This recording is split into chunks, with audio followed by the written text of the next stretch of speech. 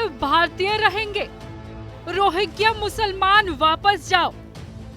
Supreme court ने कर दिया बड़ा ऐलान। हाल ही में सुप्रीम कोर्ट ने कुछ ऐसा कह दिया जिसे जानने के बाद मुसलमानों के पैरों तले जमीन खिसक जाएगी। सुप्रीम कोर्ट ने गुरुवार को दिल्ली से अवैध रोहिंग्या मुस्लिम प्रवासियों के कथित निर्वासन पर रोक लगाने से इनकार कर दिया है, जिसे रोकने के लिए वरिष्ठ अधिवक्ता कॉलिन गोजाल्विस और वकील प्रशांत भूषण ने याचिका दायर की थी, जिसमें दावा किया गया था रोहिंग्या म्यांमार में नरसंहार का सामना कर रहे हैं और तर्क दिया कि शरणार्थियों के रूप में उन्हें भारत में रहने का अधिकार है। जस्टिस सूर्यकांत, दीपांकर दत्ता और कटोश्वर सिंह की पीठ ने कहा कि भारत में कहीं भी रहने का अधिकार केवल उसके नागरिकों को ही है और गैर भारतीय के साथ विदेशी अधिनियम के अनुसार व्यवहार किया जाएगा।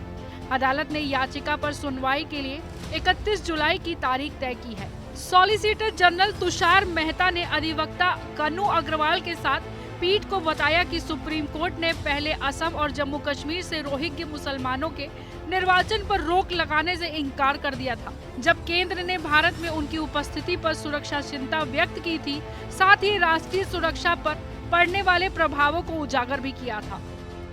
सुनवाई के दौरान एडवोकेट गोजाल्विस और भूषण ने कहा है कि रोहिंग्या और म्यांमार सेना द्वारा नरसंहार के कारण अपने देश से भागने के लिए मजबूर होना पड़ा। उन्होंने तर्क दिया कि उन लोगों को संयुक्त राष्ट्र मानवाधिकार आयोग द्वारा शरणार्थियों के रूप में रजिस्टर्ड किया गया है, जिससे उन्हें शरणार्थी कार्ड दिए हैं, इसलिए उन्हें भारत में रहने और निवास करने का अधिकार है। लेकिन सॉलिसिटर जनरल ने उनका विरोध करते हुए कहा कि रोहिंग्या विदेशी है और असम मामले में सुप्रीम कोर्ट ने फैसला दिया था कि म्यांमार की स्थिति पर टिप्पणी नहीं करेंगे। उन्होंने कहा कि सुप्रीम कोर्ट ने यह भी कहा था कि निर्वासित न किया जाने का अधिकार निवास के अधिकार के साथ जुड़ा हुआ है, जो केवल भारतीय नागरिकों के लिए उपलब्ध है। हालांकि उन्होंने अदालत को आश्वासन दिया कि अवैध रोहिंग्या प्रवासियों को वापस भेजने के लिए मौजूदा कानूनों के तहत उचित प्रक्रिया का पालन किया जाएगा और कहा कि भारत उन्हें शरणार्थियों के रूप में मान्यता नहीं देता है। उन्होंने कहा कि भारत संयुक्त राष्ट्र शरणार्थी सम्मेलन का हस्ताक्षरकर्ता नहीं है। उन्होंने कहा कि यूएनएचसीआर द्वारा उन्हें शरणार्थी का दर्जा दिया जाना विवादित है।